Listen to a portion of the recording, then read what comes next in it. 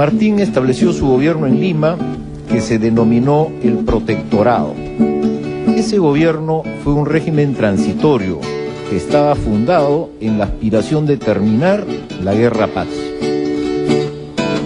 Era más hombre reservado que comunicativo. Él no tuvo muchos amigos. Amigos cercanos, por ejemplo, fue Guido. Un militar antes que un político. Ah, sí, evidentemente. Evidente, sin la menor duda. Él fue un militar que llegó a la política por necesidad de la guerra, por necesidad de la misma política, ¿no? Pero su afán no fue la política. Inclusive hay otra interpretación, que él en el Perú estuvo contento por el ambiente humano, pero no estuvo contento en el ejercicio político. No le porque gustó. no era lo suyo, ¿no? Es que no era lo suyo. Fue la única vez que ejerció el poder político. El protectorado es la única ocasión en que San Martín ejerce real poder político. Exactamente. Él en su país y en Chile no tiene desempeño político. Y el protectorado es un sistema, como usted muy bien sabe, un sistema pues peculiar, ¿no? Porque no es monarquía, no es república. Es un sistema sui generis que Monteagudo y él lo concibieron en la línea de la monarquía, ¿no? Para evitar la anarquía, ¿no? Hay un hecho que nos muestra lo efímero que es el éxito político. La gloria política es efímera, pero efímera de modo pues portentoso, ¿no? Hasta, digamos, San Martín tenía la universal adhesión de los peruanos, el 20, el 21, el 22 comienza a declinar, pero a declinar una velocidad pues, una progresión geométrica, si se puede hablar así, ¿no? A eso estamos acostumbrados hoy en día. Declinó violentamente. ¿Por qué declinó? Porque la marcha de la guerra iba lenta, por el plan monárquico secreto. Eso molestó a la población, el carácter secreto.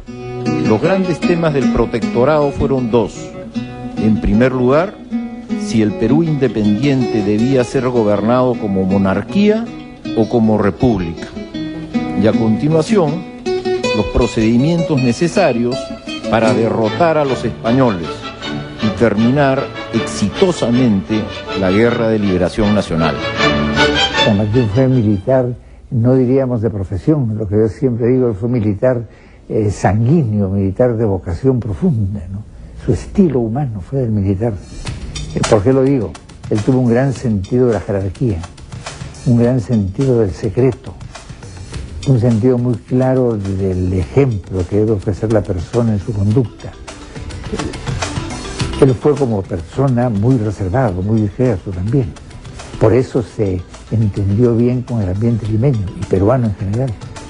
Los peruanos somos, a veces uno no se conoce a sí mismo, en general uno se ignora, ¿no? Pero los peruanos somos reservados, evidentemente. Y él aquí se sintió bien por ese factor. Con respecto al primer punto, el debate fue muy intenso. San Martín tenía a su lado a un asesor argentino llamado Bernardo de Monteagudo, quien fue el dirigente político más importante de esa época. Monteagudo propugnaba la tesis de la monarquía.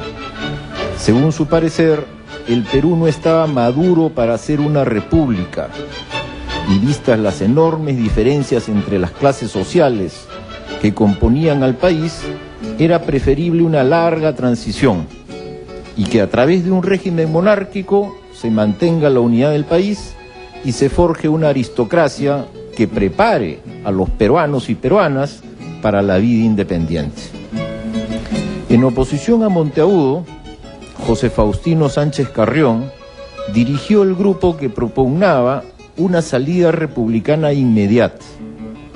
De acuerdo al pensamiento de Sánchez Carrión, una monarquía no entrenaba ciudadanos, sino súbditos. Nunca se llegaría a la república a través de la monarquía. Era preferible para Sánchez Carrión afrontar los peligros de un nacimiento prematuro antes que ceder ante una monarquía que simplemente prolongaría el despotismo. Bolívar y Sucre. Bolívar es un gran pensador, un hombre que piensa el proyecto político, y Sucre es un poco el fiel aliado militar de Bolívar. Claro, el alfil. El alfil, Y un hombre muy leído, todo, pero Bolívar es el que la arma y que la piensa y la imagina. Claro, que conduce, ¿no? En cambio, creo que en el caso de San Martín, Coverdado Monteagudo, que era un civil mulato, no era un hombre blanco, no era de la élite anterior. No era de la élite anterior y además está asignado por su color de piel, ¿no? Marcado frente a una élite con una concepción jerárquica donde el español, el blanco, estaba por encima de todos los demás. Todos los demás, ¿no? Tanto Bolívar como San Martín, cuando llegan al Perú, ambos tienen una obsesión que no solamente es la libertad, sino el orden. Eso es bien claro en ambos personajes, es clarísimo, ¿no? No es lo mismo del Bolívar de los años 10 al Bolívar de los años 20. Y San Martín no se conoce tanto su pensamiento político, pero en el caso de Monteagudo es un hombre muy radical, más radical que Bolívar, y que aterriza en el Perú con una posición mucho más conservadora en términos de manejo del Ejecutivo. Pero a la vez Monteagudo tiene un proyecto revolucionario. Argentino es contra lo que estábamos hablando en comparación con el Perú. Monteagudo lo que plantea es una monarquía constitucional que ponga orden, pero a la vez una monarquía, un sistema político que se diferencie a España, donde está a favor de una purificación, entre comillas, del aparato político, a favor de la inclusión de personajes que favorezcan la independencia.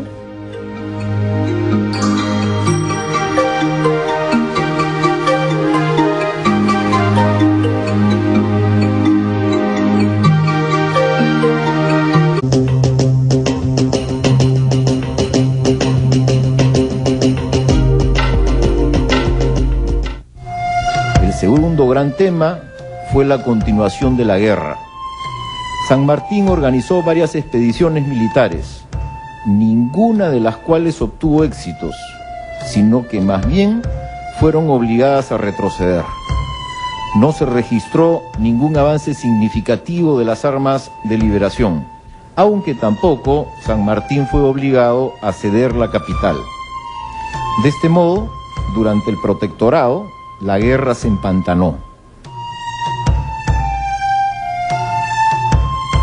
Para aquel entonces, San Martín era consciente de que sus dos ideas estratégicas afrontaban dificultades. En ese estado de ánimo se embarcó a Guayaquil para sostener una entrevista con Simón Bolívar. Sobre esa reunión no queda registro y lo conversado siempre ha estado rodeado por el velo del misterio. No obstante, tiene que haber sido un balance de la lucha por la independencia del Perú. Con respecto a ello, eran evidentes las dificultades de San Martín. Yo creo que es probable que Bolívar haya planteado a San Martín hasta qué punto había tenido el éxito, ¿no?, en su incursión en el Perú, hasta qué punto había logrado la liberación del Perú, ¿no? Y es probable que se discuta también sobre estrategias militares, ¿no? Parece que San Martín no era muy favorable a la pérdida de sangre, no a la pérdida de vidas, así en términos numerosos, masivos, ¿no? Es probable que se haya tocado el tema de la estrategia militar y es probable que, como digo, San Martín haya tenido que reconocer que a pesar de su incursión en el Perú no había logrado la liberación de todo el virreinato, no habían focos realistas muy importantes todavía. Bolívar tiene que haber sido muy explícito acerca de su propio rol. Él no podía compartir el poder con otro. No había en el Perú espacio para que brillaran dos soles a la vez. Ambos argumentos llevaron a San Martín a tomar la decisión de retirarse. Pero en conclusión, yo creo que San Martín lo debemos recordar con afecto. ¿Por qué? Si un hijo nuestro o un nieto nos preguntara ¿qué le debemos a San Martín? Pues le debemos la creación del Estado peruano. El Estado peruano lo creó San Martín. Le debemos la proclamación en nombre de nosotros de la independencia. Y le debemos algo que es más importante, o de igual importancia, el respeto a la manera nuestra de vivir, el no quererse mostrar como extranjero. Eso yo creo que es muy cierto en San Martín, y va en elogio de él, ¿no?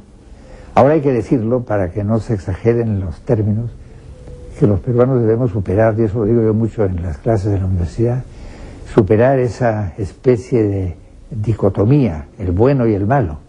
San Martín el bueno, Bolívar el malo. Ese es un planteamiento absurdo, ¿no?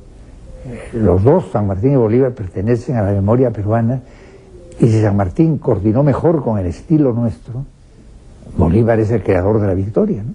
Y eso no se puede olvidar, ¿no?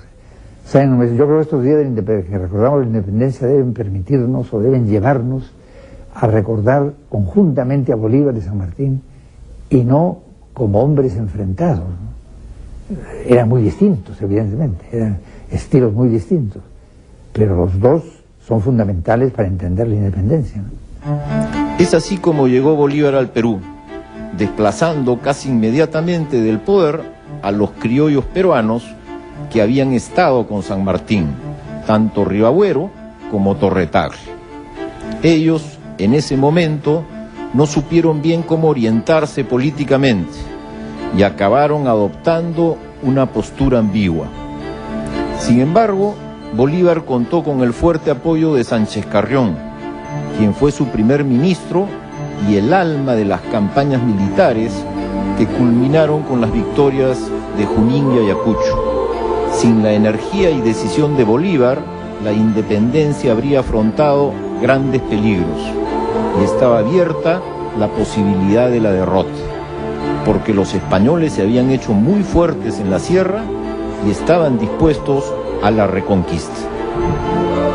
Más de 3 años, se puede decir,